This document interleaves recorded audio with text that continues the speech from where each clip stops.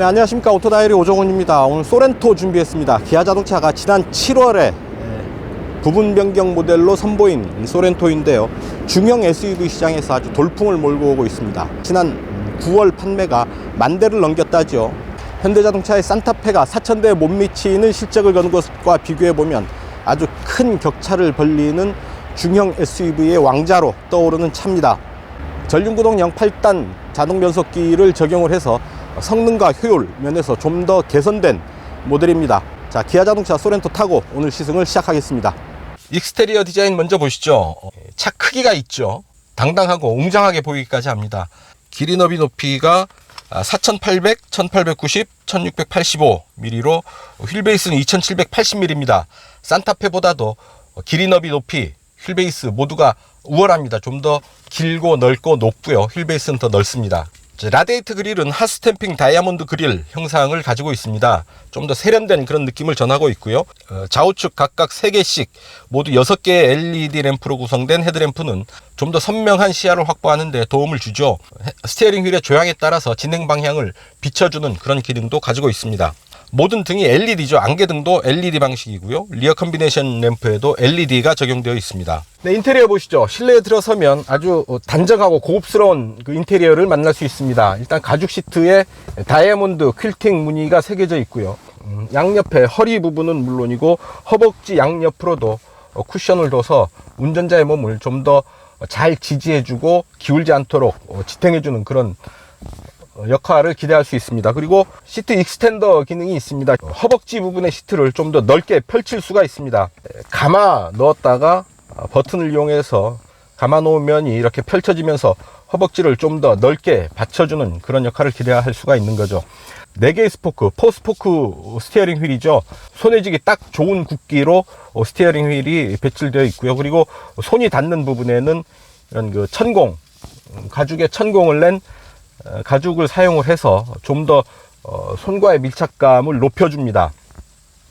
촉감도 좋고요. 그리고 스티어링 휠 회전수를 한번 볼까요? 하나, 둘, 2.7회전 정도 합니다. 2와 4분의 3 회전 정도 하는데요, 차체의 크기에 비해서 좀 타이트한 그런 조향비가 아닐까 싶습니다. 전륜 8단 변속기를 조절하는 변속 레버는 손에 쥐기 아주 좋게 디자인되어 있습니다. 내비게이션 모니터는 아주 선명하게 지도를 보여줍니다. 그리고 센터페시아 하단부에는 이렇게 USB 포트, USB를 꽂을 수 있는 USB 포트가 있고요. 그리고 좌우로 각각 한 개씩의 12V 전원 소켓이 들어와 있습니다. 그 아래 센터페시아 제일 바닥에는 무선 충전 장치가 배치되어 있어서요, 무선 충전 기능이 있는 스마트폰을 올려놓으면 무선 충전을 할 수가 있습니다. 그냥 올려놓기만 해도 돼서 참 편한 그런 부분이죠. 센터 콘솔은 제법 넓은 공간을 확보하고 있습니다. 그리고 위에 이런 그 윗부분에 따로 수납할 수 있는 부분을 넣어 놓고 있어서요, 센터 콘솔을 공간을 분리해서 사용을 할 수가 있습니다.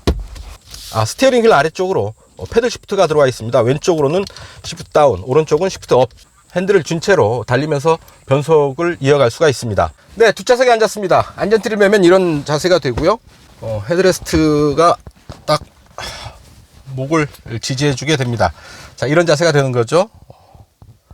자, 무릎 앞으로 주먹 2개가 꽉 차게 공간이 남는데요, 이렇게 리얼 시트를 슬라이딩 할 수가 있는 거죠. 시트를 앞으로 밀어서 뒤에 3열, 2차 7인승이거든요 3열로 승객이 들어가고 다시 이렇게 공간을 조절해서 적절한 공간을 확보할 수가 있겠고요. 제일 뒤로 미루면 이런 상태가 됩니다. 여기에서 등받이를 이렇게 뒤로 살짝 누일 수도 있네요.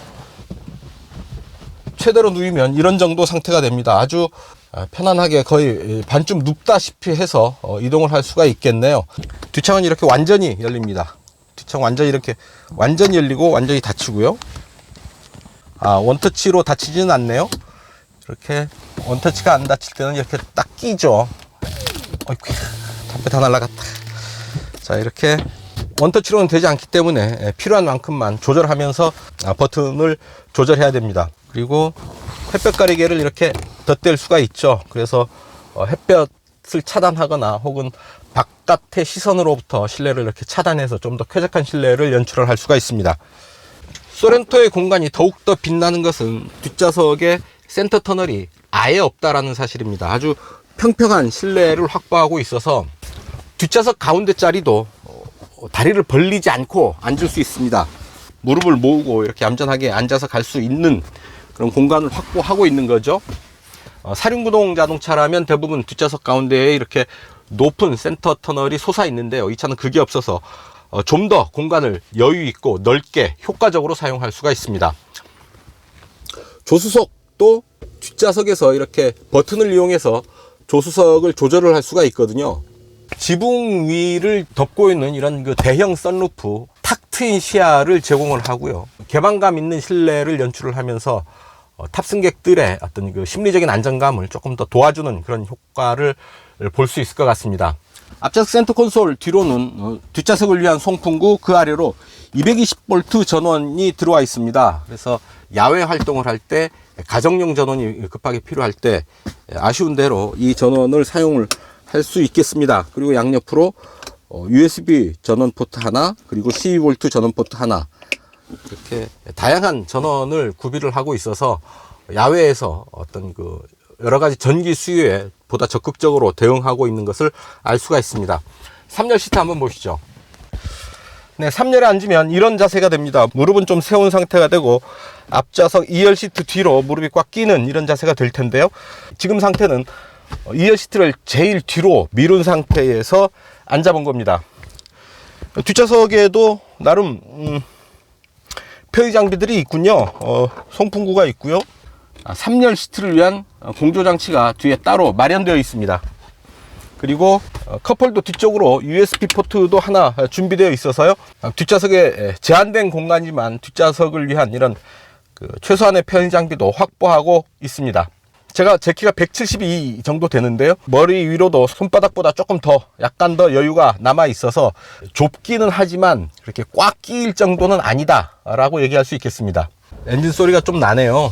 공회전 상태에서 덜덜거리는 디젤 특유의 엔진 사운드가 들립니다. 차체가 아주 큽니다. 길이가 4800mm에 달하고요. 중형 SUV 중에선 가장 큰 차체를 자랑합니다. 그래서 일단 여유 있는 공간은 이 차의 가장 큰 특징이 되지 않을까 싶은데요. 자, 차로 이탈 방지 보조 시스템 들어와 있죠. 크루즈 컨트롤, 스마트 크루즈 컨트롤과 결합을 해서 차로를 이렇게 읽으면서, 스스로 읽으면서 달립니다. 그러니까 오른쪽으로 이렇게 굽어 나가는 도로인데요. 스티어링 휠에서 완전히 손을 떼 있는 상태인데도 차가 도로를 읽으면서 갑니다. 스티어링 휠을 계속 안 잡으면 어떻게 될지요? 일시 중지 되네요. 자, 이런 스마트 크루즈 컨트롤 시스템은 완전 정지까지 가능하고요. 완전 정지 후에 다시 출발할 때는 가속 페달을 툭 건드려주는 것만으로도 다시 설정된 속도를 기준으로 정속 주행까지 차간 거리를 유지하면서 달립니다. 상당히 편한 그런 시스템이죠. 운전을 하다가 운전자가 혹시 할지 모르는 사소한 실수, 이런 부분들을 커버해 주는데 상당히 유용한 기능입니다. 하지만 아직은 여기에 완전히 의존할 수 없는 그런 단계죠. 완전 자율운전까지의 5단계로 본다면 지금은 약 3단계 정도에 와 있는 수준입니다. 상당히 편안한 움직임을 이어가고 있습니다. 나의 운전을 보조해주는 보조 운전자가 같이 핸들을 쥐고 있는 그런 느낌입니다. 자, 운전자 보조 시스템 어떤 것들이 있는지 한번 볼까요? 스마트 크루즈가 있고요. 고속도로 안전 구간, 고속도로에서 감시 카메라가 있는 부분에서는 차 스스로가 속도를 제한해주는 그런 기능이죠. 고속도로 안전 구간 자동 감속이고요. 운전자 주의 민감도, 차로 안전, 차선 이탈 방지 기능은 능동 보조가 있고 그냥 보조가 있고요. 차선 이탈 경고 정도 이렇게 선택을 할 수가 있습니다. 자, 이런 다양한 운전자 보조 시스템들이 있습니다. 그만큼 운전자가 좀 더 편하게 차를 믿고 차를 다룰 수 있는 거고요. 그래서는 안 되겠지만 운전자가 잠깐 한눈을 판대거나 잠깐 가속 페달 조작을 놓친다거나 브레이크 페달 조작을 놓친다거나 할 때 차 스스로 판단해서 감속을 하거나 거리를 유지하거나 반자율 운전 시스템에 가깝게 작동을 합니다.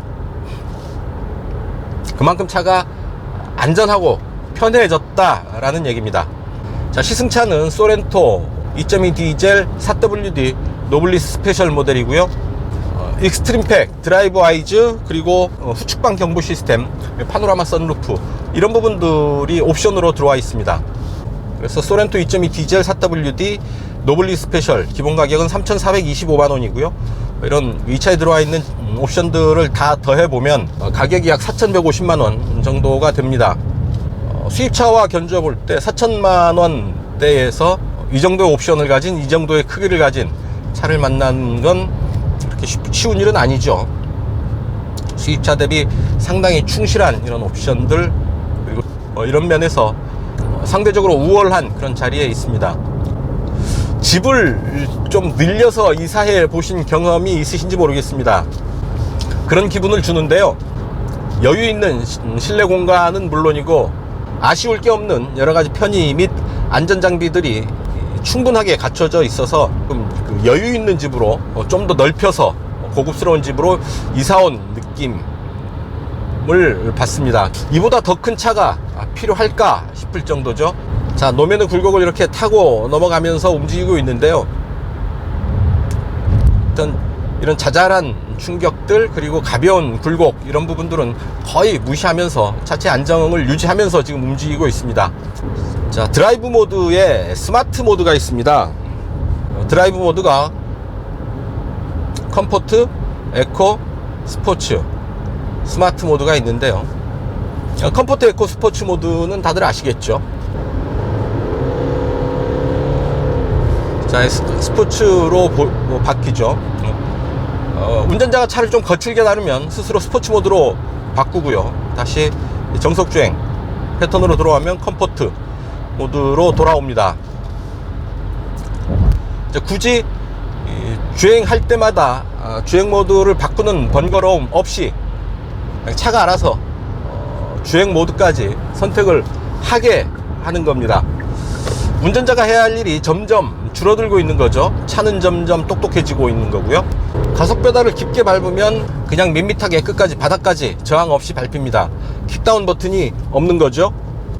그러니까 킥다운 버튼은 일종의 변곡점 같은 부분인데요. 왜 가속 페달을 밟다 보면 마지막 순간에 한번 뭔가 걸리는 느낌이 오면서 넘어갈 때가 있습니다. 바로 그 부분이 이제 킥다운 버튼이라고 하는데요.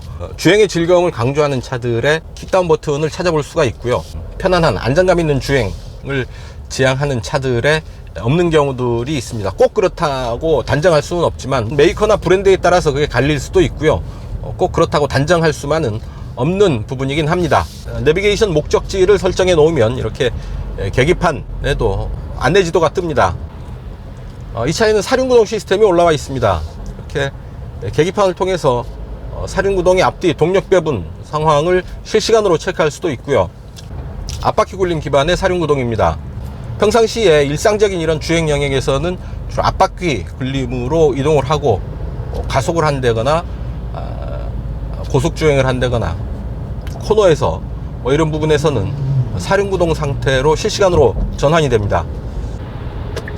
자, 가속을 하면 이렇게 가속을 할 때에는 뒷바퀴로도 토크가 전달이 되는 거죠. 제 차에는 8단 자동 변속기가 올라와 있습니다. 전륜구동형 8단 자동 변속기입니다. 자꾸 이제 산타페와 비교하게 되는데요. 산타페에는 아직 8단 변속기가 적용되어 있지 않죠. 6단 변속기를 적용을 하고 있습니다. 상대적으로 좀 더 우월한 상품 구성을 가졌다라고 볼 수 있겠는데요. 웬일인지 현대차보다 먼저 기아차에 더 좋은 옵션을 장착하고 있다라는 게 주목을 끄는데요. 2.2 디젤 엔진의 출력 202마력입니다. 자, 8단 자동 변속기 어느 정도의 반응을 보일지요. 수동 변속을 한번 택해 보겠습니다.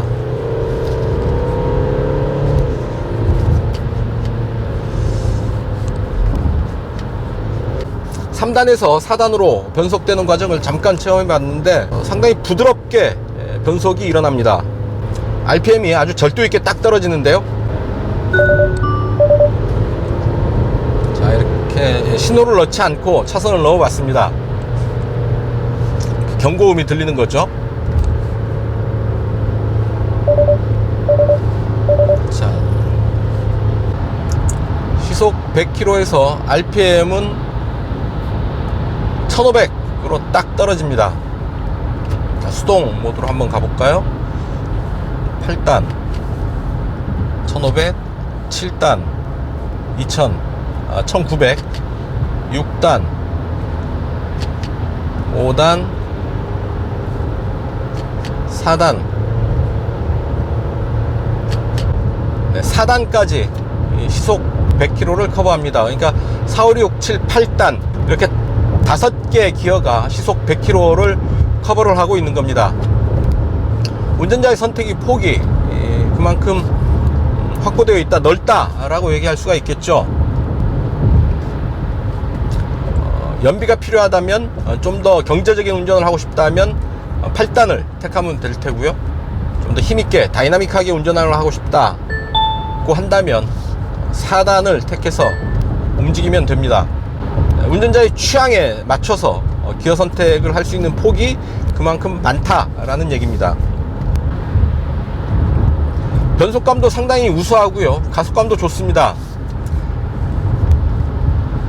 가속을 할 때 변속 러버에 가만히 손을 올려보면 아주 미세한 진동 정도를 느낄 수 있는데요, 크게 흠잡을 정도는 아닙니다.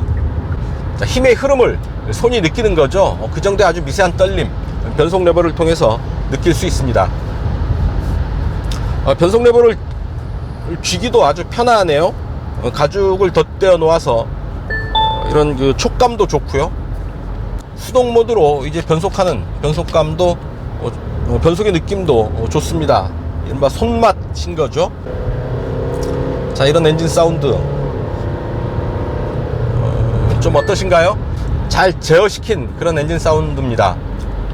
보행자나 다른 차들에 크게 팩 끼칠 수준이 아니라는 얘기죠. 시속 100km로 달리고 있는데요, 크게 들리는 소리는 없고요, 노면의 진동을 받아들이는 소리 정도가 아주 잔잔하게 들립니다. 거슬릴 게 없는 그런 소리고요. 자, 앞차창을 부딪히는 바람 소리가 좀 들릴 법도 한데요, 이런 그 일상적인 주행 영역, 이를테면 이런 고속도로나 자동차 전용도로에서 맥시멈 100에서 110 정도가 될 테죠. 그 정도 속도까지도 이렇다 할 바람 소리는 거의 들리지 않습니다. 실내는 상당히 편하고 조용한 수준을 유지하고 있습니다. 235 5R19 사이즈의 컨티넨탈 타이어를 적용을 했습니다. 서스펜션과 잘 결합을 해서 노면의 충격, 쇼크, 흔들림 이런 부분들을 잘 잡아주고 있다고 보입니다. 차체가 크고 특히 휠베이스가 길어서 차체의 흔들림을 잘 어느 정도 완화해주는 그런 효과까지 기대할 수 있을 것 같습니다. 차체가 흔들리는 게 아니라 그냥 쭉 자세를 잡고 그냥 미끄러져 나가는 그런 느낌인 거죠. 상당히 안정감이 있습니다. 그리고 이 차 RMDPS 방식이 있죠. 4개 모터를 단 모터 드리븐 파워 스티어링입니다. 컬럼이 아니라 4개 모터를 장착한 RMDPS 방식인 거죠. 조향이 좀 더 정확하고 정교한 그런 반응을 기대할 수가 있죠. 그리고 이 차의 조향 시스템은 속도에 반응을 합니다. 속도에 따라서 조향 반응이 조금씩 달라지는 거죠. 정지 상태가 낮은 속도에서는 크게 반응을 하고요, 고속에서는 안정감 있게 정확하게 반응을 해냅니다. 저속에서는 크게 반응하지만 고속에서는 그렇게 크게 반응하지 않는다라는 얘기가 되겠죠. 스포츠 모드고요.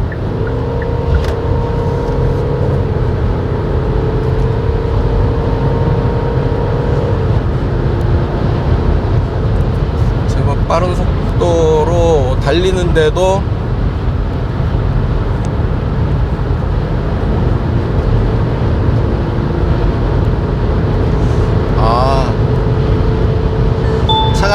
안정감이 있습니다. 바람 소리가 제법 크죠. 바람 소리가 제법 크게 들려서 계기판을 슬쩍 봤더니 꽤 높은 속도였습니다. 안정감이 상당히 뛰어나다 라고 얘기할 수 있을 것 같습니다. 사륜구동의 덕분일까요? 물론 그 안정감이 세단에 비할 바는 아니죠. 아무래도 차체의 높이가 있다 보니까 세단에 버금갈 정도의 그런 주행 안정감 보인다 정도로 얘기할 수 있을 것 같습니다. 자, 브레이크. 자, 브레이크를 좀 강하게 잡아 보는데요. 역시 앞으로 살짝 숙여주는 맛은 있습니다만 이렇게 강하게 확 처박히는 그런 느낌이 아니라 살짝 숙여지면서 차체의 어떤 중심도 살짝 낮아지는 그런 반응입니다. 앞에 V디스크, 뒤에 디스크 브레이크를 적용을 하고 있어서 좀 더 우수한 그런 브레이크 반응 기대할 수 있지 않을까 싶습니다. 이 차의 공차 중량이 1920kg이죠. 마력당 무게비가 9.5kg 정도 수준인데요. 그러면 10초 이내에 제로백을 끊을 수 있지 않을까 하는 생각을 해봅니다. 1920kg의 몸무게를 엔진도 브레이크도 변속기도 전혀 힘들어하지 않습니다.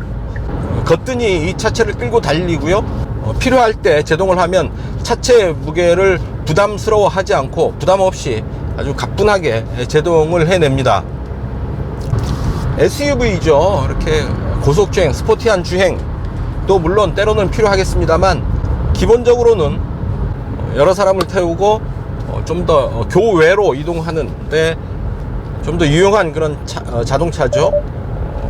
캠핑을 간다거나 여행을 떠난다거나 레저 활동, 스포츠 활동을 위해서 이용하게 되는, 그럴 때 이제 이용하게 되는 그런 SUV입니다. 파워트레인이 상당히 우수하고 안정적이어서요. 움직이는데 어떤 그 한계, 제한 뭐 이런 부분을 거의 느끼지 않습니다. 원할 때 원하는 수준으로 이 차가 반응을 해줍니다. 자, 이제 신호가 걸려서 딱 섰는데요. 아, 엔진 야, 덜덜덜덜 거리는 엔진 소리가 좀 시끄럽다고 느껴질 때쯤 엔진이 딱 꺼집니다. 자, 스티어링 휠을 돌려도 시동은 꺼진 상태를 유지하고 있죠. 자, 이렇게 하지만 엔진 스톱이 이루어지지 않을 때는 이 덜덜거리는 엔진 소리가 제법 들립니다. 좀 신경이 쓰일 정도네요. 자, 스티어링 휠에도 패들 시프트가 있어서 핸들을 쥔 채로 편안하게 수동 변속을 이어갈 수가 있습니다. 자, 다시 한번 스톱. 아주 실내는 정막 강산이 됐죠. 엔진 스톱이 일어나면 실내는 진짜 말 그대로 정막 강산이 됩니다. 아주 조용해지는 거죠. 이 차의 연비 12.1입니다. 엔진의 배기량 그리고 차체의 무게 등을 감안하면 제법 좋은 연비라고 할 수 있죠. 3등급입니다. 같은 파워트레인을 사용하는 산타페는 이 차보다 가볍지만 연비는 더 안 좋습니다. 4등급에 해당하는데요. 좀 더 무거움에도 불구하고 우수한 연비 효율, 그 비결은 아마도 8단 변속기에 있지 않나 싶습니다. 어떤 같은 힘을 좀 더 효율적으로 사용을 할 수 있게 해주는 거죠. 소렌토와 산타페를 비교하지 않을 수 없죠. 메이커 입장에서야 소렌토나 산타페나 어차피 현대자동차 그룹 안에서 판매되는 차이니만큼 굳이 두 차를 경쟁 관계로 가져가기보다는 나란히 시장을 좀 더 폭넓게 커버하는 형태의 어떤 그 전선을 구축하겠지만 차를 구매하는 소비자 입장에서는 비교하지 않을 수가 없는 거죠. 어차피 내가 필요한 차는 한 대이지 않겠습니까? 그런 면에서 볼 때 아마 누가 보더라도 소렌토가 좀 더 우월하지 않을까 하는 생각을 하게 됩니다. 일단 사이즈가 큽니다. 길이 너비 높이가 조금씩 더 크죠. 그래서 좀 더 여유로운 실내 공간을 확보하고 있고요. 8단 변속기, 산타페는 6단 변속기고요. 가격 면에서도 소렌토가 조금 더 쌉니다. 거의 모든 면에서 소렌토가 앞선다 라고 봐도 될 듯 합니다. 시장 판매량이 그걸 단적으로 증명을 하고 있습니다. 지난 9월에 소렌토는 10,000대를 넘겼는데요. 산타페는 3,600대 가량이 팔렸을 뿐입니다. 약 2배 반 혹은 3배 가까이 소렌토가 더 많이 팔리고 있는 거죠. 소렌토가 그만큼 경쟁력이 있다라는 얘기죠. 네, 말씀하세요. 107.7 FM. 잘 못 들었습니다. 삐 소리 후에 다시 말씀해 주세요. FM 107.7. FM 107.7 방송을 수신합니다.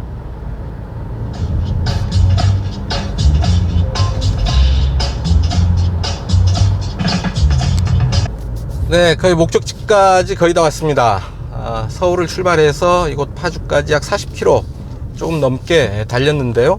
전체적으로 상당히 큰 사이즈와 여유 있는 공간을 바탕으로 편안한 실내 그리고 승차감 이런 부분들이 조금 더 돋보이는 차인 것 같습니다. 엔진은 2톤에 가까운 이 차의 무게를 전혀 무거워하지 않고 잘 끌고 달려줬습니다. 무엇보다도 8단 변속기의 힘과 효율을 좀 더 확실하게 느낄 수 있는 그런 주행이었습니다. 자, 잠깐 오프로드에 올라가 보도록 하겠습니다. 간간히 시멘트 도로가 섞여 있는 산길입니다. 벌써 출렁출렁 거리죠. 비온 뒤여서요 노면이 살짝 질척거리는 곳도 있고요. 폐행길도 있습니다. 자, 이렇게 오프로드에서는 사륜구동 시스템을 실시간으로 파악하는 화면을 모니터에 띄우는 게 좋겠습니다. 사륜 락이 있죠. 사륜 고정 모드인데요. 센터 디퍼렌셜 락입니다. 앞뒤 차축을 고정시켜 주는 거죠. 그래서 좀 더 강한 오프로드 성능을 기대할 수 있죠. 뒤뚱뒤뚱 거리면서 이제 올라갑니다. 사륜구동 고정 모드에서는 사륜구동 상태 앞뒤의 동력 배분 상황을 실시간으로 보여주는 모니터가 차단이 됩니다. 이 부분 같이 볼 수 있으면 좋지 않을까 싶은데요. 강한 토크로 천천히 이제 산길을 거슬러 올라가고 있습니다. 노면에서 자잘한 진동이 계속 올라오고 있는데요. 산토끼인지 집토끼인지 토끼 한 마리 지나갑니다. 폐행길들을 뒤뚱뒤뚱 거리지만 물러서지 않고 잘 올라가고 있습니다. 자, 최저지상고가 있어서 차 높이가 높아서 일단 어지간한 오프로드는 굳이 사륜구동이 아니어도 이제 올라설 수 있겠고요. 좀 더 험한 길에서는 이런 사륜구동을 이용을 해서 도전을 해볼 수 있습니다. 바로 SUV를 타는 이유이기도 하죠. 바로 이런 맛에 SUV를 타는 겁니다. 좀 더 자연의 품속으로 한 발짝 더 가까이 다가설 수가 있는 거죠. 일반 세단이라면 도저히 다가설 수 없는 길은 SUV는 이렇게 시도해 볼 수가 있는 겁니다. 산속 제법 산속으로 깊이 들어가는 이런 길을 달릴 수가 있는 거죠. 위로 올라오니까 제법 가을이 깊은 그런 느낌이 나네요. 자, 여기서 한번 급경사인데요. 천천히 정지해서 출발. 자, 오프로드에서는 차를 거칠게 다룰 필요가 없습니다. 살살살살 달려가면서 이렇게 움직이면 거뜬히 정상까지 이렇게 올라올 수 있습니다. 네, 이렇게 오프로드를 올라와 봤습니다. 상당히 생각보다는 오프로드를 잘 타고 오르는 것을 확인할 수 있었습니다. 자, 이제 내리막입니다. 자, 일단 차가 오프로드 서행을 하니까 차의 전방향을 이렇게 모니터로 확인을 할 수가 있습니다. 앞으로 나가는 앞부분과 위에서 내려다보는 모습이 이 모니터에 그대로 이제 나오는 거죠. 좀 더 세심하게 차를 잘 다룰 수가 있는 거죠. 내리막길 속도를 조절할 수 있는 그런 기능이 있었으면 좀 더 좋았을 텐데요. 다운힐 어시스트가 있으면 내리막길에서 속도를 제어하기가 훨씬 편한데요. 본격적인 오프로드가 아니니까 이 차는 그런 기능이 생략되어 있는 것 같습니다. 아무래도 내리막길에서는 가속 페달보다는 브레이크를 밟아야 할 일이 더 많은데요. 자, 가을이 깊어가는 산속을 이렇게 달려봤습니다. 사륜구동 시스템은 비록 로우 모드를 따로 갖추고 있는 건 아니지만 사륜구동 고정 모드를 갖추고 있어서 좀 험한 길에서도 충분히 대응할 수 있는 그런 기능을 갖췄다고 보입니다. 아주 무리해서 그런 길을 갈 필요는 없겠죠. 하지만 어쩔 수 없이 그런 길을 만났을 때 충분히 주파할 수 있는 그런 정도의 기능은 가졌다라는 얘기죠. 자, 좀 더 제대로 된 조금 더 험한 오프로드입니다.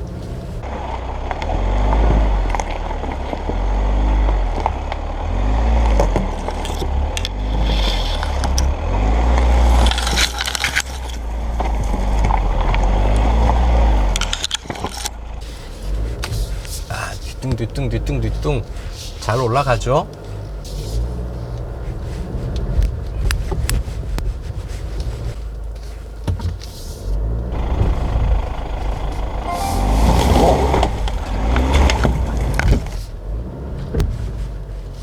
자, 아유, 제법 험한 길인데 잘 올라섭니다. 어휴, 무리할 필요는 없고요.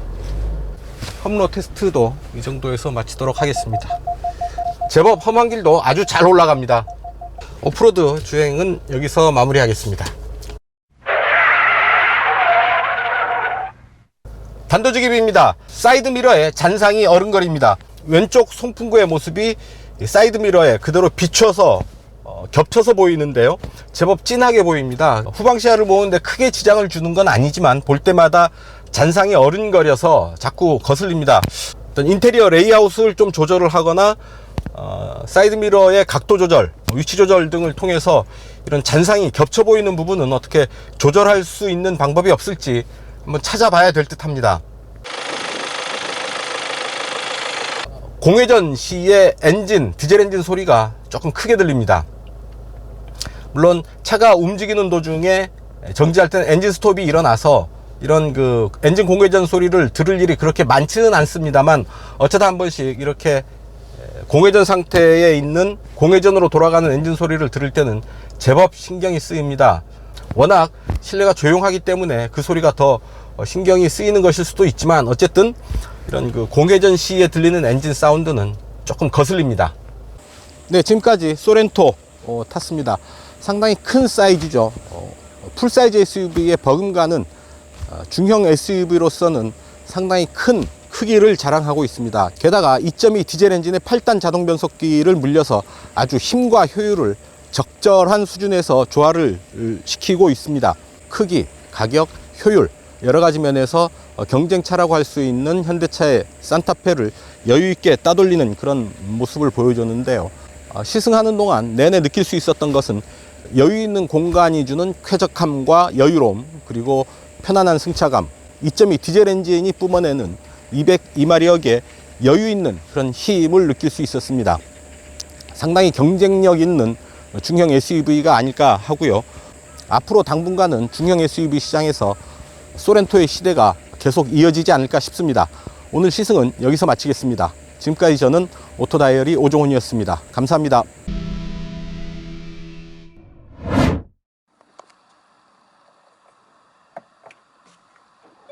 카드를 넣어주세요.